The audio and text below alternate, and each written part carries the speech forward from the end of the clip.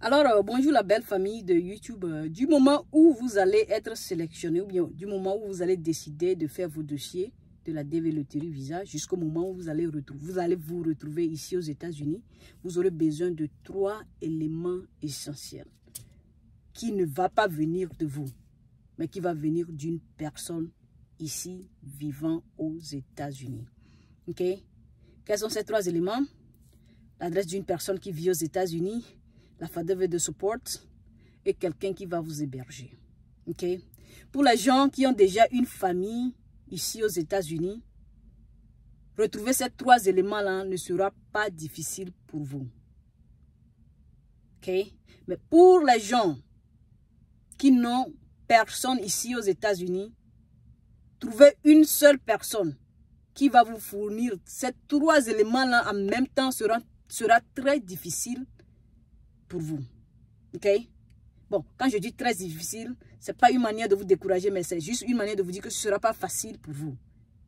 Donc, le but de cette vidéo, c'est de vous montrer, ou bien de vous aider à passer par le processus, bien à trouver ces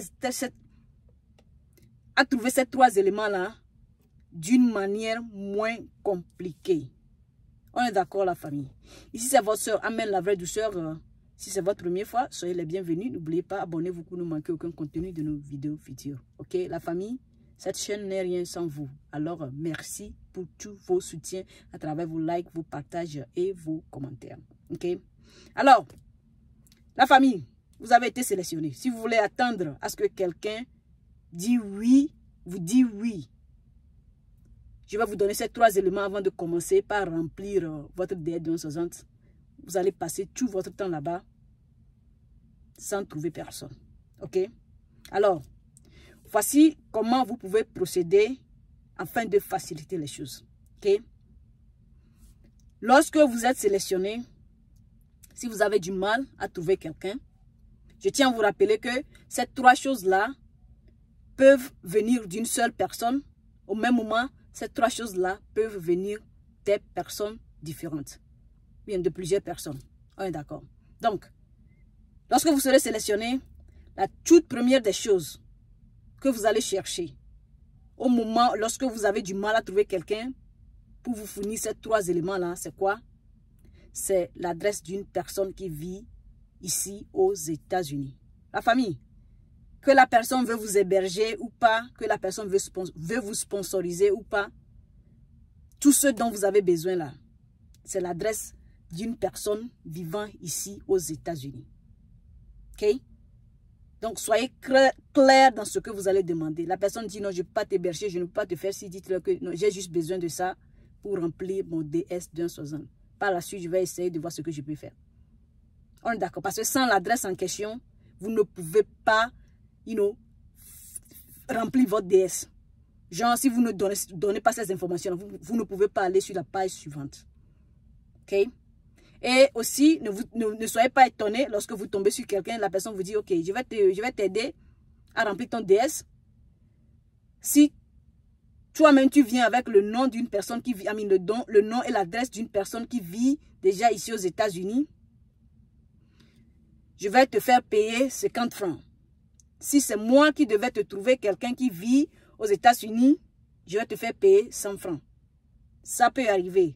Ne soyez pas étonnés si jamais ça arrive. On est d'accord. Maintenant, avant d'aller sur mon deuxième point, j'aimerais répondre à 2 questions concernant l'adresse. Ok? La première question, c'est quoi? Est-ce qu'on peut utiliser une adresse à plusieurs reprises? La famille, possible qu'il y a des gens qui le font et ils n'ont jamais eu de problème. Ok? Personnellement, j'aime prendre certains risques. Mais pas des risques que je ne peux pas contrôler. Face au gouvernement américain, je ne peux rien. Je ne contrôle rien au niveau du KCC. Ok? Alors, concernant cette question, si vous voulez mon avis, je vais vous dire de ne pas le faire. Ok? Si vous voulez le faire, faites-le à vos propres risques. Mais moi, la vraie douceur, je ne conseille pas ça et je ne vais pas le faire à qui que ce soit. On est d'accord. La deuxième question, c'est quoi? La personne veut savoir si un élève international peut donner son adresse pour remplir le DS. Eh bien, je dirais que si l'objectif de prendre l'adresse là, c'est uniquement de pouvoir remplir votre DS de 1,60, alors oui, si la personne est dans les normes. Ok? Si la personne est ici, en tant qu'élève international, voilà qu'il a fini, il n'a plus de statut et il est toujours dans le pays, vous donnez ces informations-là. Possible que ça peut vous affecter. Parce que les informations que vous fournissez ne sont pas des informations qu'ils utilisent juste comme ça. Ils font des recherches sur ces personnes-là. Ok? C'est pourquoi on demande aux gens qui vivent déjà ici aux États-Unis, qui ont gagné la dévéloterie, de ne pas envoyer un casier judiciaire. Parce que le background check ici, là, c'est très facile, quoi. Ils ont juste besoin de ton nom, bien ton social security. Et en en un clin d'œil, ils vont faire sortir tout sur toi. Alors, si la personne est clean dans les normes, yes, allez-y, utilisez l'adresse. Mais sinon, je vous conseille de ne pas l'utiliser. On est d'accord. Maintenant, le point numéro 2. Bon, bref, petite conclusion. Vous avez gagné la dévéloterie, vous cherchez un sponsor, bien vous cherchez quelqu'un pour vous aider, vous ne trouvez pas. Focalisez-vous en toute première position sur une personne qui va vous donner juste son adresse pour remplir le DS. On est d'accord. Maintenant, après avoir envoyé votre DS, en attendant qu'on vous programme pour l'interview, vous allez entamer l'étape numéro 2, qui est la recherche d'un sponsor. Okay? Cette étape ne s'applique pas à tout le monde. Il y a certains pays où ils n'ont pas besoin, où vous n'avez pas besoin de présenter un document de sponsor. Mais il y a certains pays qui vous obligent à le faire. C'est pourquoi lorsque vous serez sélectionné, ou après avoir envoyé votre DS, contactez vos ambassades et cherchez à savoir s'ils vont avoir besoin de ça. Si oui, alors l'étape numéro 2, vous devez l'entamer. On est d'accord. C'est quoi un document de sponsor? Un document de sponsor est un document d'abord qui est constitué de 3 éléments. Okay? Les documents de TAS venant d'une personne vivant ici aux États-Unis, bien sûr, document récent de TAS, le W2 de cette personne et un formulaire appelé I-134 qui sera rempli par cette personne vivant ici aux États-Unis et qui va être envoyé à vous afin que vous allez signer ça. C'est ça qu'on appelle un document de TAS. Ok? Maintenant, la famille, supposons que vous ne me connaissez pas, ok? Et supposons que vous êtes riche. Et je suis venu vers vous. Ou bien je vous ai écrit, je dis, hey, toi, bon, pas toi, je vais dire, s'il vous plaît, monsieur, donnez-moi votre relevé bancaire, donnez-moi vos PIN, donnez-moi vos informations personnelles. Toutes les informations personnelles nécessaires qui peuvent me permettre d'accéder à votre compte bancaire pour virer l'argent sur votre compte. Virer l'argent, voler l'argent sur votre compte, comment? Pas voler, mais prendre l'argent sur votre compte et l'amener sur mon compte. Ok? Vous n'allez pas donner ces détails-là, mais l'information qu'on va vous donner, l'information que vous êtes en train de demander cette personne-là, ça va vous permettre de faire tout ça là. Entre nous, vous ne connaissez pas la personne. Est-ce que vous allez donner ces informations-là? La réponse est non. Vous n'allez pas le faire. Right? Eh bien, c'est ce à quoi le document de sponsor représente pour votre sponsor. Ok? Le document est très valeureux. Alors, 1. Ne soyez pas étonné lorsque vous allez vers quelqu'un, vous lui demandez de vous fournir ce document-là. Si la personne vous dit non. Ou bien si la personne vous dit, ouais, je vais le faire, mais à telle condition. Ne soyez pas étonné si ça arrive. Parce que le document est est très important. Donc, ce serait difficile à une personne de vous donner ce document-là si la personne ne vous connaisse pas. Ok? J'ai fait une vidéo sur comment trouver un sponsor. Je vais associer ça à la fin. Je pense que c'est le lien qui s'affiche aussi sur ma tête, là, en haut de la vidéo que vous êtes en train de voir actuellement. Allez-y, jetez un coup d'œil. Ça va vous aider. On est d'accord, la famille. Et aussi, lorsque vous allez vers ces personnes-là, pour leur demander de l'aide, ne vous comportez pas comme si ils vous doivent ça. Ok? Comportez-vous comme, montrez-leur que vous savez que ces documents-là sont très importants pour eux, que vous allez prendre soin de ça. Ok? Et apprêtez-vous à répondre à toutes les questions personnelles que cette personne va vous demander. Parce que c'est la moindre des choses que vous pouvez faire pour cette personne.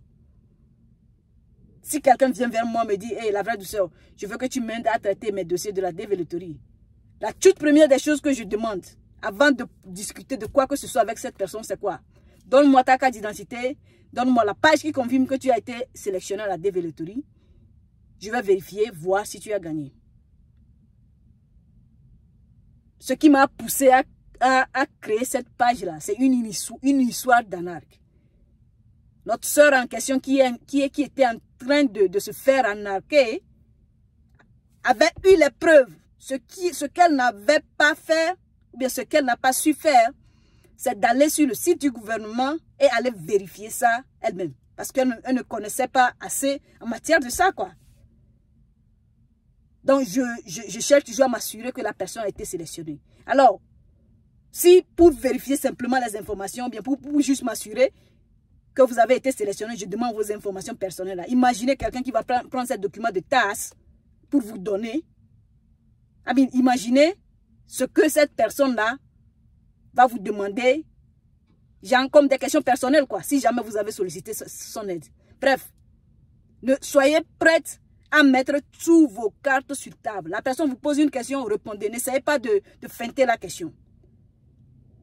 Parce que le document qu'il va vous donner là, c'est très important. Et aussi, la FADV de support, le I-134 dont je viens de mentionner là, c'est un document que la personne signe pour dire au gouvernement que lorsque vous serez dans ce pays, cette personne, je serai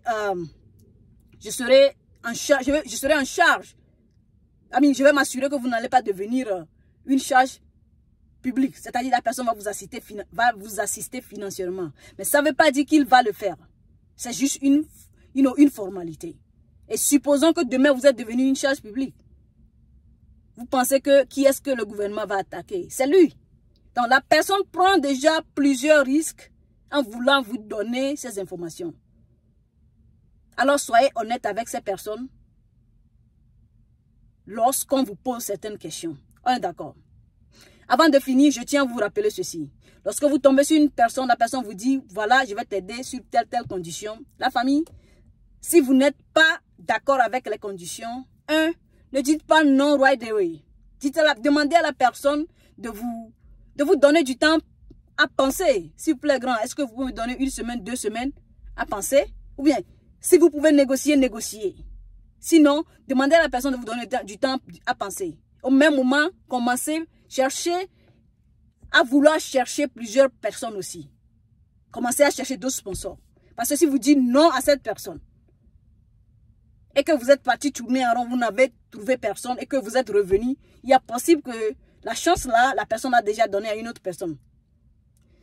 En matière de sponsor, c'est une question d'argent. Tout le monde ne peut pas se lever et dire que je vais sponsoriser quelqu'un. Ok?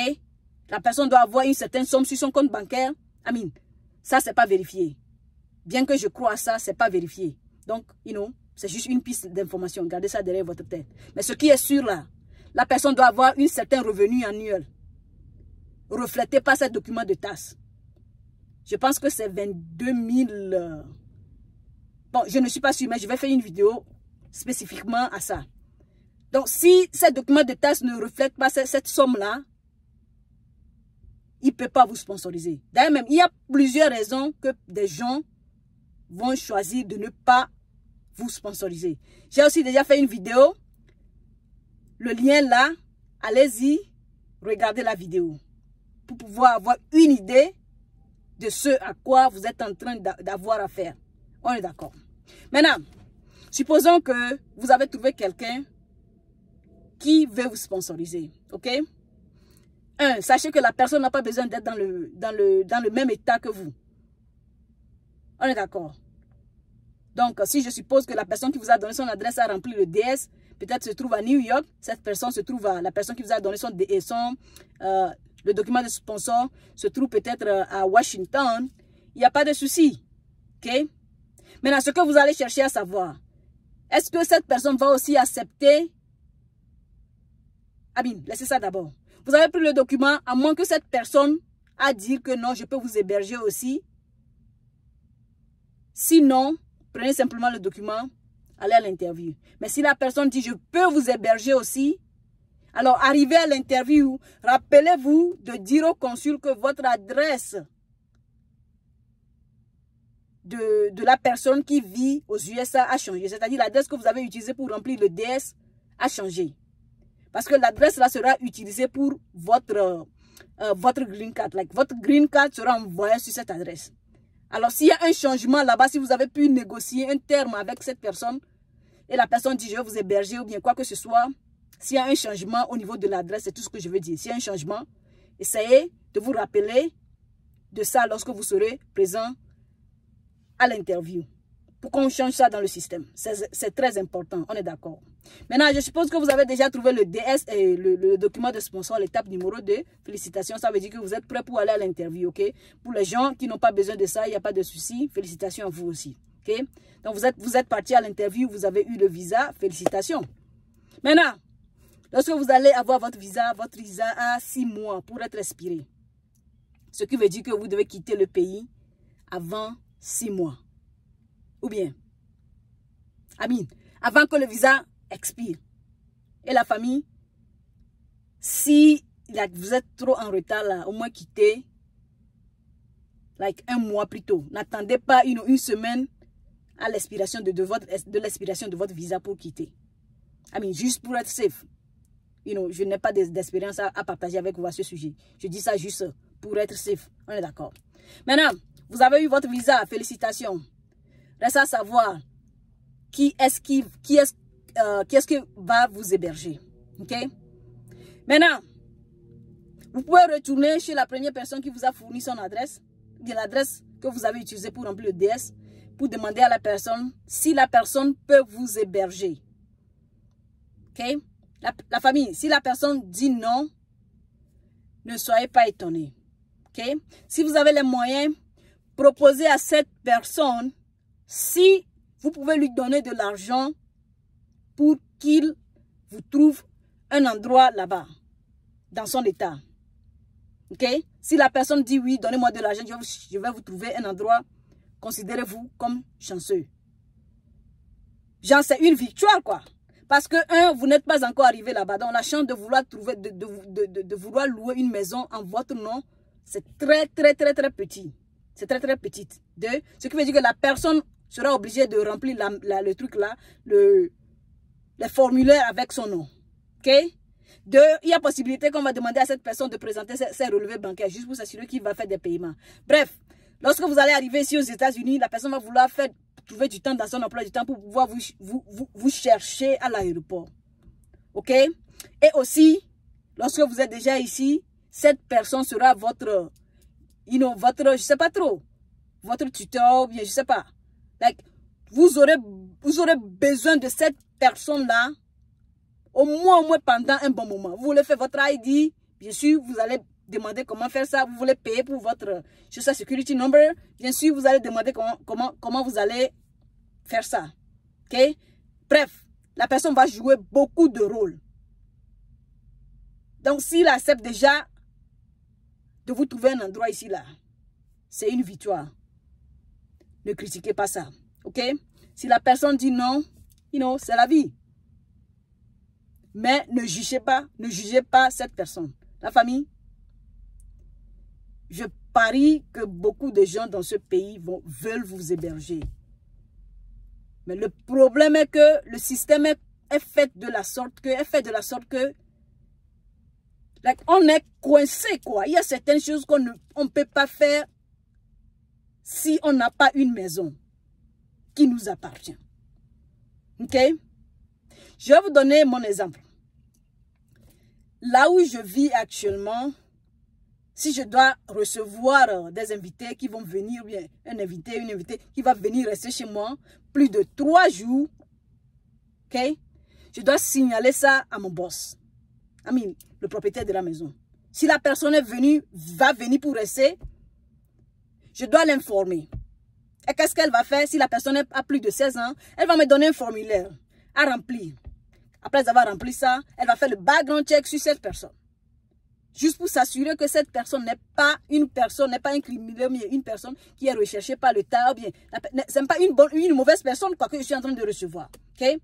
Maintenant, si la personne n'est pas encore arrivée ici, il y a une chance qu'elle va dire non. Pourquoi je vous dis ça? Je me rappelle lorsque ma soeur était sur le point d'arriver ici, j'étais partie pour aller chercher un appartement pour qu'on vive ensemble. Effectivement, j'ai trouvé l'appartement. J'ai mis mon nom là-dessus avec mes informations personnelles. J'ai mis le nom de son mari là-dessus avec l'information personnelle. Quand j'ai mis son nom là-dessus, j'ai pas pu mettre ces informations personnelles parce qu'elle n'a pas encore de social security number, elle n'a pas de... Bref, beaucoup de choses. Right? La dame m'a demandé, mais qui est cette personne? Je dis non, cette personne, c'est ma soeur. Elle allait vivre avec nous. Elle dit non, tant qu'elle n'est pas aux États-Unis, on ne peut pas l'accepter. Ce que je ne savais pas, sinon je n'allais pas la mettre sur la liste. Vous voyez? Donc, le système est fait de la sorte que parfois, on ne peut pas briser les règles. You know? Donc, dans mon cas, pareil, si jamais j'ai décidé de faire les oreilles dures et je vais amener quelqu'un, si quelqu'un vit là-bas, si quelqu'un comment on appelle-t-on? Quelqu'un me signale au propriétaire parce que c'est un contrat que j'ai signé que je ne vais pas faire. Si je ne vais pas faire ça, je ne vais pas faire ci. On va me faire sortir de la maison. C'est déjà arrivé à un de nos voisins ici. Pour lui, il avait un chien. Apparemment, quelqu'un l'a signalé au propriétaire. Un bon, je suis là, on m'a envoyé un test en me disant si j'ai une fois attendu un chien crier dans l'appartement d'à côté. J'ai dit, j'ai jamais attendu un chien crier. Anyway, ces gens-là avaient du chien. Bon, je ne sais pas trop, je les ai vus une fois, 2 fois avec le chien dehors. Mais pas dans l'appartement, donc j'ai dit, j'ai jamais vu ça. Mais 2 jours après, leur chambre a été évacuée. Vous voyez? Donc, les règles sont tellement strictes que il y a certains risques qu'on ne peut pas prendre. Vous voyez? Et ici, dans ce pays, c'est une question de record. Vous faites quelque chose ici, on vous punit là. Ça va être collé à vous pendant toute votre vie. Genre, ça va rentrer dans l'histoire, quoi. À tout temps, vous allez raconter l'histoire là. Donc, il y a certains risques qu'on ne peut pas prendre. On est d'accord. Anyway, revenons à nos moutons. Donc, vous demandez à la personne de vous héberger. La personne dit non. Vous dit, je vais vous donner l'argent pour que vous trouvez un endroit avec moi. La personne vous dit non, je ne peux pas faire ça. Il n'y a pas de souci. La lutte continue. Retournez chez la personne avec qui vous avez pris le sponsor, le document de sponsor. Faites la même proposition. Voir ce que ça va donner. Si ça ne marche pas toujours, continuez. Comme je viens de le dire, j'ai fait une vidéo concernant comment trouver un sponsor. Attention la famille, s'il arrive que vous avez trouvé une personne qui veut vous héberger, ce qui veut dire que l'adresse de cette personne n'est plus la même adresse que vous avez utilisée pour remplir votre billet de 1,60. Dans cette situation pareille, en quittant le pays, prenez le temps d'écrire l'adresse de cette personne sur un papier et mettez ça dans le sac que vous allez prendre sur vous. Parce que arrivé à l'immigration, on va vous demander si l'adresse en question reste la même. L'adresse qui est dans votre DS là. Ils vont chercher à savoir si c'est la même. Si ce n'est pas la même, vous allez dire que non, l'adresse a changé et présenter l'officier avec, donner à l'officier cette nouvelle adresse. Il va mettre ça dans le système afin de lancer le processus de la création de votre green card. Parce que c'est après avoir passé à l'immigration qu'ils vont déclencher dans le système que vous êtes sur le territoire américain. Donc, ils vont commencer par travailler sur votre green card. Donc, si l'adresse a changé, vous n'avez pas signalé ça à l'immigration, là-bas sur le sol américain, là,